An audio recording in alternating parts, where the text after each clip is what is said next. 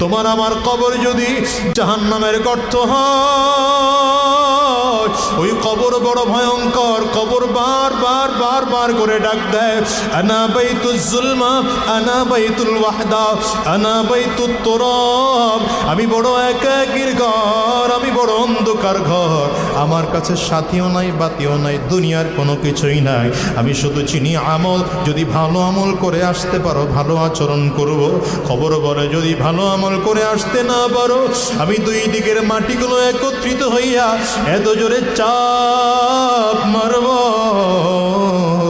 একটা পাজরের হাতটি কিন্তু আর একটা পাজরায় নিয়ে পৌঁছাইয়ে দেব। এর দুনিয়ার মানুষেরা অনুরোধ করে গেলাম, কবর কিন্তু বড় ভয়ঙ্কর জায়গা। ওই কবর নিরাপদ করার জন্যে এখন থেকে আমল বানায়া মালিকের দরবারে যাওয়া লাগবে।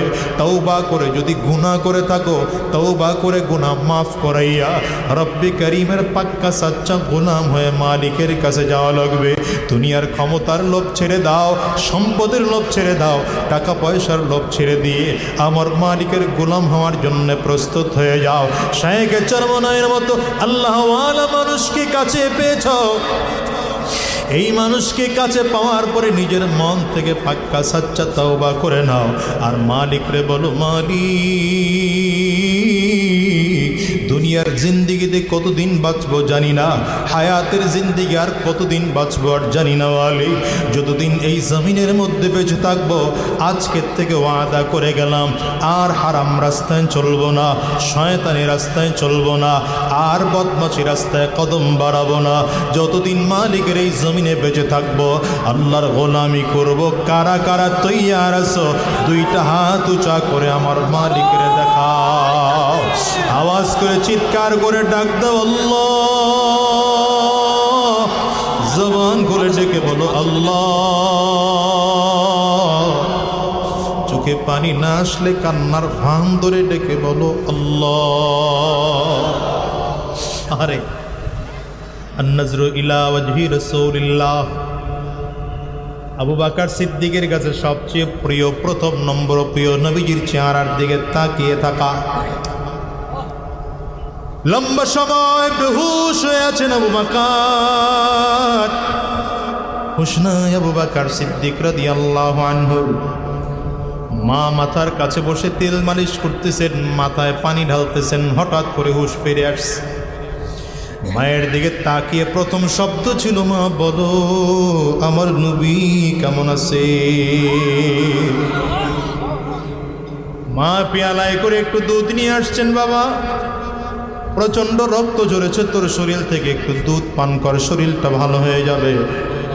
আবু বকর সিদ্দিক রাদিয়াল্লাহু আনহু চোখের পানিগুলো ফেলে কান্না করেন, পিয়ালাটা সরায় দিলেন, আর ডেকে বলেন, মা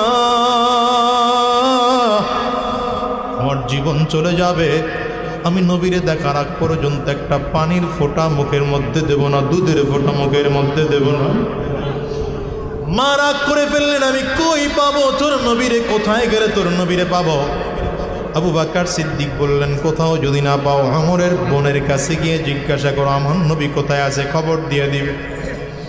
মা দৌড়ে চলে গিয়েছেন হযরত ফাতেমার কাছে। আমর রাদিয়াল্লাহু আনহুর বোন ফাতেমা গিয়ে বললেন, নবী কোথায় বল না। হযরত ফাতেমা চলে আসলেন আবু বকরের বাড়িতে।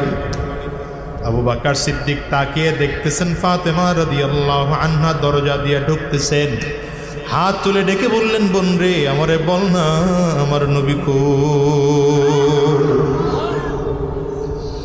হযরত ফাতেমা মুখের মধ্যে আঙ্গুল দিয়ে ইশারা করলেন, চুপ কর, তোর মা টের পেয়ে যাবে। ওর মা টের পাইলে আমাদেরকে ধ্বংস করে ফেলবে, দুনিয়ার থেকে বিদায় করে ফেলবে। আবু বকর সিদ্দিক ইশারা দিলেন, না আমার মা শুনলে কোনো অসুবিধা নাই, তুমি বলো না আমার মা কোথায় আছে। আস্তে করে ডেকে বললেন, দেখে আসছি কিছুক্ষণ আগে রাসূল আকরাম সাল্লাল্লাহু আলাইহি ওয়াসাল্লাম সাফা পাহাড়ের কিনারায় দারুল আরকামের মধ্যে যায়েদ ইবনে আরকাম রাদিয়াল্লাহু আনহুর বাড়িতে আছেন। আবু বকর সিদ্দিক রাদিয়াল্লাহু আনহু এবার আর কোনো কথা না বলে মায়ের হাতটা টান দিয়ে বুকের সাথে লাগিয়ে দিয়ে ডেকে বললেন, মাগো একটা ছোট্ট আবদার তোমার কাছে করব, জীবনে কোনোদিন কোনো আবদার তোমার কাছে করি নাই, আজকের আমার এই আবদারটা রাখবা নাকি বলো? ফেলে কান্না করে আর বলে, বাবা তোকে বাঁচানোর জন্য যা আবদার করবে সব আমি করব, কোনো আবদার জীবনে তোর ফালাই নেই, আজকেও ফালাবো না। আবু বকর সিদ্দিক বলেন, মাগো আমার নবীরে আমার বড় দেখতে মনে চায়, কিন্তু আমার পায়ে ভর করে সামনের দিকে আগাবো, পায়ের মধ্যে এত আঘাতের কারণে সামনের দিকে আগাইতে পারি না, সামনের দিকে আগাইতে পারি না। তুমি যদি আমারে বলো, আমি তোমার পায়ে ভর করে কাঁধের মধ্যে হাত দিয়ে সামনের দিকে যাব। মা আস্তে করে ডেকে বললেন, বাবা তুই যদি আমার কাঁধে ভর করে নবীর কাছে যাইতে যাও, আমি নিয়ে যাব। মায়ের কাঁধে ভর করে করে আবু বকর সিদ্দিক রাদিয়াল্লাহু আনহু দারুল আরকামের দিকে রওনা করলেন। রাসূল আকরাম সাল্লাল্লাহু আলাইহি ওয়াসাল্লাম দূর থেকে তাকাইয়া দেখলেন আমার প্রিয় সাহাবী আবু বকর সামনের দিকে আসতেছে। ঠোঁট ফেটে রক্তগুলো পড়ে, চোখ ফেটে রক্ত পড়তেছে, গাল ফেটে ফেটে রক্তগুলো পড়তেছে, পুরো জামা রক্তের সাথে মিশে গিয়েছে। রাহমাতুল লিল আলামিন দূর থেকে হাতটা বাড়িয়ে ডাক দেয়, আবু বকর।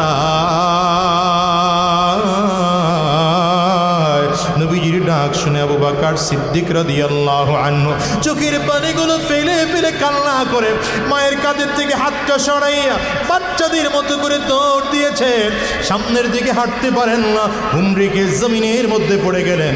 নবীজি এসে যখন কোলের মধ্যে টেনে নেয়, আবু বকর সিদ্দিক রাদিয়াল্লাহু আনহু আমার নবীরে বারবার পাইয়া নবীজির মাথার মধ্যে চুমা দেয়, নবীজির কপালের মধ্যে চুমা দেয়, আর ডেকে বলেন, পয়গম্বর কাফিররা আপনারে কোনো ক্ষতি করছে নাকি?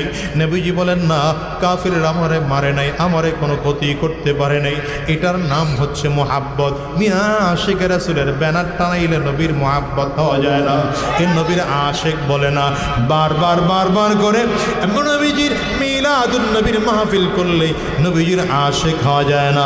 নবীজির আশিক যদি হইতে চাও, আল্লাহর কোরআন বলে, আমিনু কামা আমানান নাস। যদি তোমরা এ আশিক হইতে চাও,